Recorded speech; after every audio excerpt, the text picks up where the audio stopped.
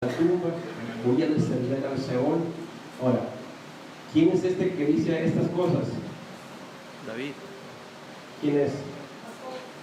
Es Jacob, ¿verdad? Entonces, si yo tuviera dudas, a veces el contexto sirve. Oye, ¿será infierno aquí? Y pregunta, ¿Jacob se fue al infierno? Ya, no se fue. Entonces capto el elemento infierno y digo, no es infierno. Vamos a Génesis 42, 38.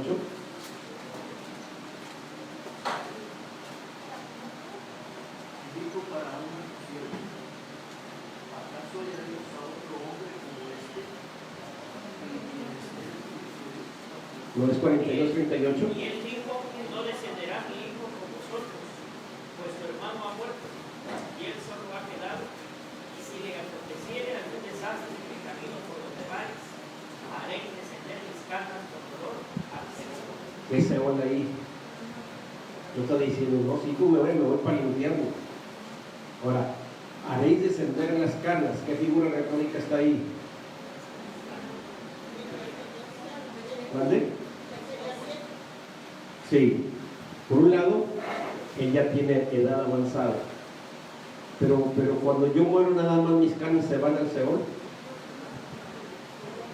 ¿Sí?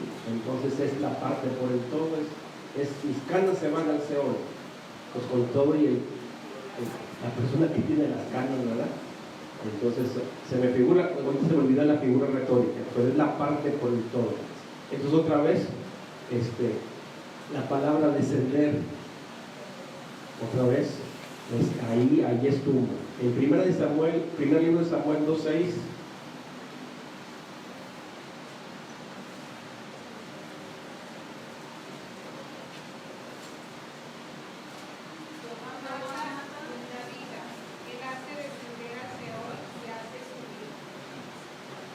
Entonces, ¿qué creen que sea ahí? Es llevar a alguien al estado de la muerte, que lo va a matar. O sea, mientras que acá Jacob está preocupado por Benjamín, dice, la preocupación me va a hacer que las canas, no, me voy a morir de tanta mortificación de lo que están diciendo, van a hacer que mis canas se lleven al Seol. Pero aquí en Samuel hay un elemento de juicio, ¿verdad? Jehová mata y es la vida, él hace descender del Seol y hace subir. O sea, alguna vez Dios resucita a alguien y lo hace subir del Seol. Entonces en el Salmo 141:7,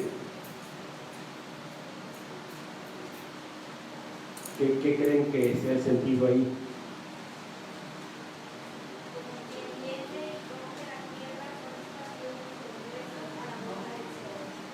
O sea, ¿qué figura le da, hermano? Ahí?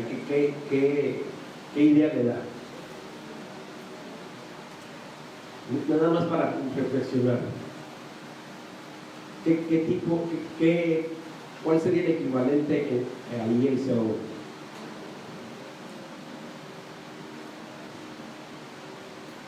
En el estado intermedio, ¿están mis huesos allá? ¿Están en el infierno?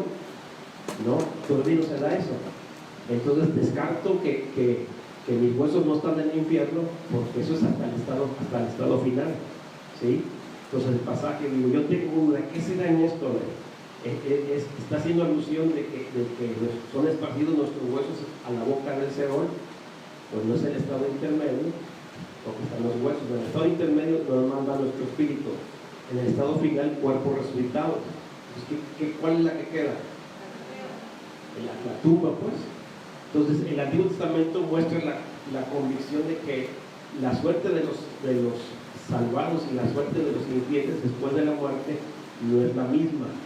O sea, el incrédulo y el creyente van a la tumba, o sea, eso le pasa a todos, pero va a haber otra situación donde la muerte de creyentes incrédulos va a empezar a hacer la diferencia, ¿sí? Esta convicción se expresa primero en la creencia de que si los malvados permanecerán bajo el poder del Seol, los fieles eventualmente serán librados del poder del Seol. Salmo 49:12.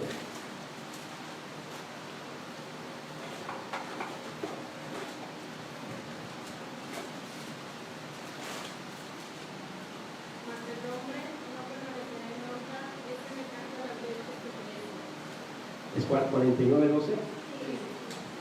A ver, léalo otra vez.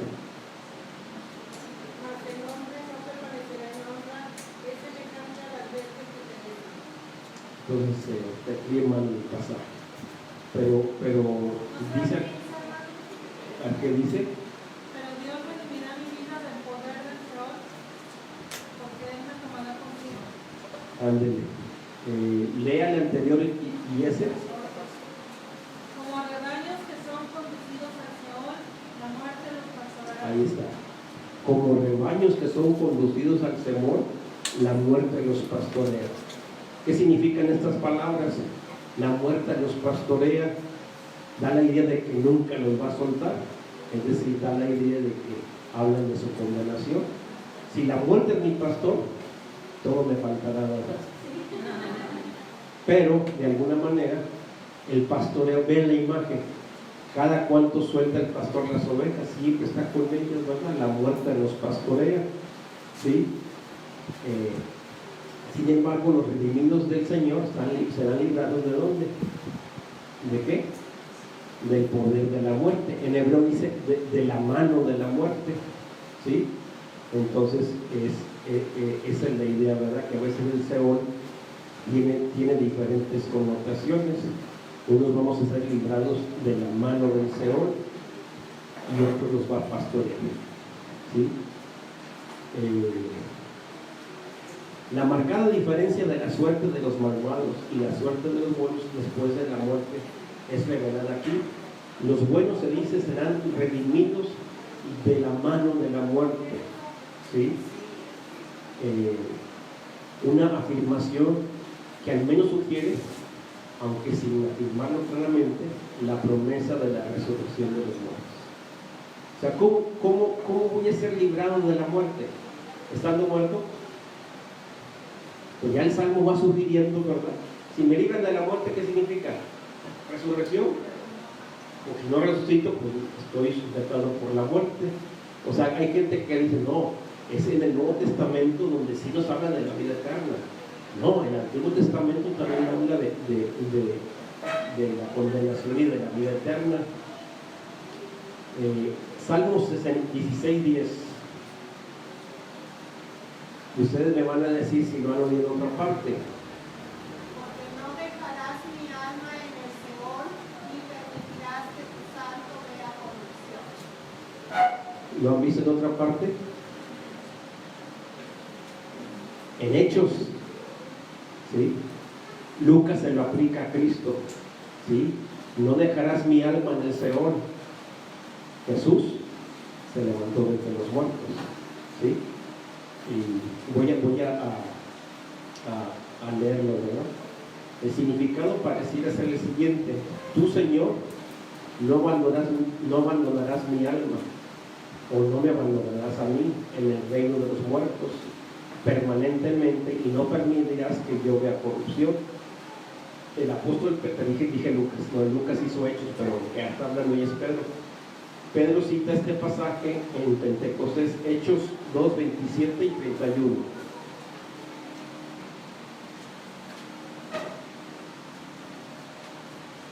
¿Qué dice 2:27? Porque no dejarás mi alma en los generales, ni permitirás que tu santo vea corrupción. Hasta ahí. Fíjense cómo en el hebreo dice Seol, pero ya en el griego el equivalente es Hades. Seol y Hades es lo mismo, nada más que diferente idioma. Sigan, hermano. Me hiciste conocer los caminos de la vida, me llenarás de gozo con tu presencia. ¿Qué más? Varones hermanos, se os puede decir libremente el patriarca David, que murió y fue sepultado, y su sepulcro está con nosotros hasta el día de hoy.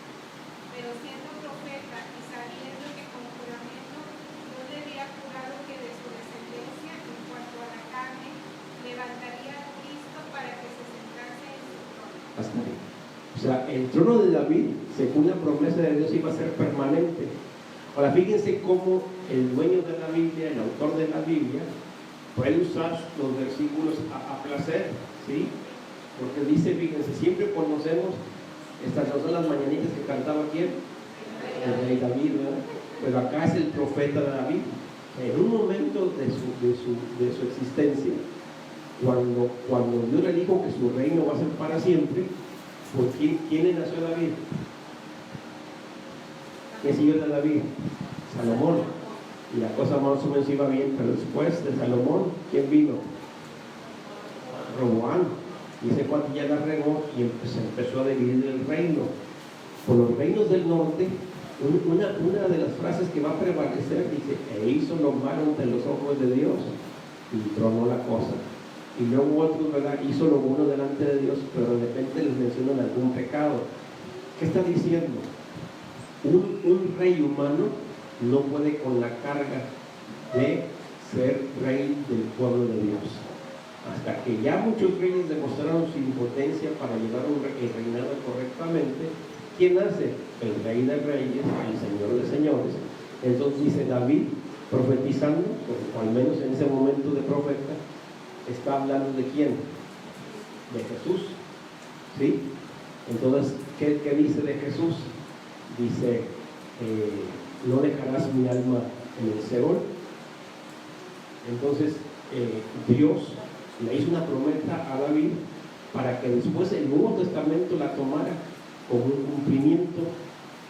Sí, Pedro dice respecto a David, siendo profeta y sabiendo que con juramento Dios había jurado que de la descendencia de David en cuanto a su carne levantaría el Cristo para que se sentase en su trono, viéndolo, o sea, le había sido cuenta, lo dice viéndolo antes, habló ¿de quién? De la resurrección de Cristo. No dejarás mi alma en el Señor, en el Señor. Estaba hablando preferentemente ¿de qué? De la resurrección de Cristo. Ahora, en los pasajes de la Biblia, yo tengo que estar viendo dos cosas. ¿Qué significó para la persona que lo oyó por primera vez ese pasaje? Para el autor que escribió esas cosas. Y después, ¿cómo significa para el Nuevo Testamento? Por ejemplo, ¿qué significó la Pascua para el pueblo de Israel cuando Dios lo liberó? La salvación. Los primeros lectores decían: Dios nos dio salvación de las garras de Egipto. El pasaje, eso significa para mí aspecto acabado. Pero el Espíritu Santo, pasan los años, ¿sí? En el Nuevo Testamento, ¿qué dice el Espíritu Santo de Cristo? Cristo es nuestra ¿qué? Nuestra Pascua, ¿sí? Entonces, los primeros lectores de Israel dijeron: Pascua es, Dios me salvó. ¿En qué estaban pensando? ¿En qué tipo de salvación estaban pensando? En terrenal. Fuimos esclavos, Dios hizo un acto maravilloso, es cierto, y por la sangre fuimos salvos. Los primeros lectores de ese pasaje pensaron eso. Los lectores neotestamentarios que somos nosotros, ya vemos ese pasaje con otros ojos. ¿Sabes qué? Dios estaba poniendo las bases de un tipo. La Pascua es un tipo de Cristo, donde el antitipo es Cristo mismo. El antitipo supera al tipo. ¿Han oído hablar de este tipo de hermenéutica? ¿Saben qué es un tipo? Un tipo es un aspecto que viene en el Antiguo Testamento, que en su momento significó algo para las personas que estaban viviendo ese evento, pero que en un futuro, ese mismo pasaje nos iba a hablar de cosas más gloriosas. Es decir, Pascua es un tipo de Cristo. ¿Por qué? Porque si Dios nada más hubiera salvado y ese evento les llamó Pascua, este es un evento nada más, no era tipo de nadie, pero llega Cristo y siento que Cristo, ¿verdad?, allá embarraban la sangre en las puertas, se salvaba el primogénito. Ahora Cristo no nomás salva primogénitos, salva a la iglesia. Entonces Cristo queda por encima del tipo. El tipo es la Pascua y el antitipo es Cristo. Cristo es el antitipo o cumplimiento.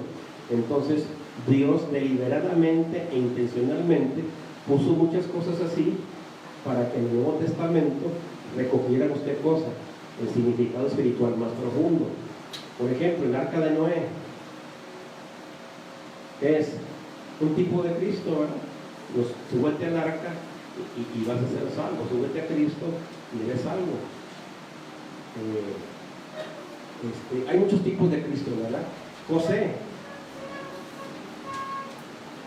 un tipo de Cristo. ¿Por qué? Porque José fue vendido a sus hermanos, ¿sí? Cristo fue vendido por 30 monedas de plata. Si Cristo no hubiese existido, no habría ningún tipo en la Biblia. Pero como Cristo existió como el cumplimiento de los tipos del Antiguo Testamento, o sea, el tipo es personas, instituciones, momentos que prefiguran a Cristo.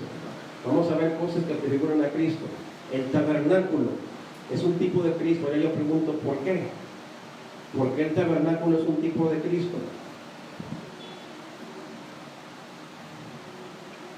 Cuando ustedes leen, a lo suyo vino y nosotros le recibieron, a todos los que le recibieron, es en Juan, dice, aquel verbo fue hecho carne y ¿qué cosa? Habitó entre nosotros. ¿Saben cómo dice el griego? Tabernaculizó entre nosotros. No dice habitó, tabernaculizó. Pero la pregunta es, los lectores de la lengua española leen tabernaculizó y ¿qué es eso? Bueno, ¿por qué el tabernáculo es tipo de Cristo? Porque en el tabernáculo estaba la presencia de Dios, ¿sí? Una tienda hecha de pieles, etcétera, etcétera, en medio de esa tienda está la presencia de Dios. Cristo es el tabernáculo de Dios entre los hombres, tabernaculizó entre nosotros, ¿sí? Entonces, mientras que todo el Antiguo Testamento, por hechos, por cosas y por historias, en su momento tuvieron un significado primario para los que estaban viviendo ese evento. En su momento, ¿qué decían las personas? Vamos al tabernáculo, perdón. ¿Qué pasa a los del Salmo, ese Salmo así imprecatorio que dice, cuando estábamos en Babilonia, colgamos nuestras arpas en los sauces y llorábamos y nuestros captores nos decían, canten cánticos de Sion. ¿Y cómo cantaremos cánticos de Sion si estamos lejos de Sion? Es decir, esas personas, su mente estaba en que en el templo es la presencia de Dios. Pues yo estoy en Babilonia, yo no quiero cantar cánticos de Jehová porque estoy en tierra pagana. Pues yo miro, que decía Daniel, miraba hacia Jerusalén, orando hacia allá. ¿Por qué? Porque era la ciudad de Dios, la ciudad del gran rey, a los lados del norte, ¿sí? Entonces, la ciudad del gran rey. Pero ahora, ya todas esas cosas, ¿verdad? Oye, ¿dónde vamos a adorar a Dios? ¿En este monte o en el otro? Bueno, ¿sabes qué? Eso era en el Antiguo Testamento. Ahorita, en donde quiera se puede adorar a Dios. Entonces, si Cristo no hubiese existido, todo el Antiguo Testamento no tiene sentido. ¿Quién le da sentido al Antiguo Testamento? Cristo, que teológicamente se llama el amén de Dios. ¿Por qué Cristo se llama el amén de Dios? Ya no he oído ese pasaje, ¿verdad? Cristo es el amén de Dios. Es el amén, el así sea, el cumplimiento. O sea, en Cristo todo, el tabernáculo, David, José, todo apunta, y Cristo es el cumplimiento de todos los tipos del Antiguo Testamento, ¿sí? En ese sentido, David, cuando recibió esa situación de que David en un momento dado dice, no dejarás mi alma en el Seol, tuvo un significado para él. Dios me va a bendecir, un día me resucitará. Pero el Espíritu Santo agarra ese pasaje, lo vuelve a meter ahora en el Nuevo Testamento. ¿Y de qué nos habla? De la resurrección de nuestro Señor Jesucristo. ¿Sí me explico? Los pasajes agarran su sentido más fuerte en estas palabras.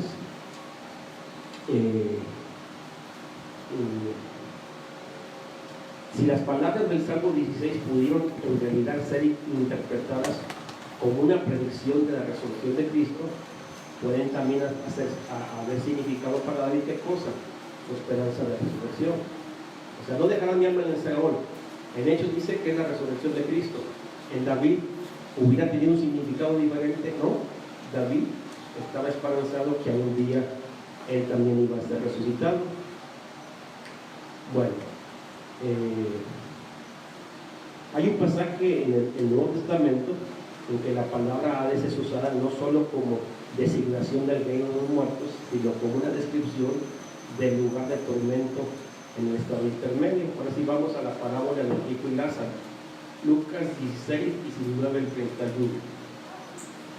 Aquí voy a hacer una situación porque voy a discrepar con los hermanos dispensacionalistas. Los dispensacionalistas dicen que en el Hades es un lugar de dos partes.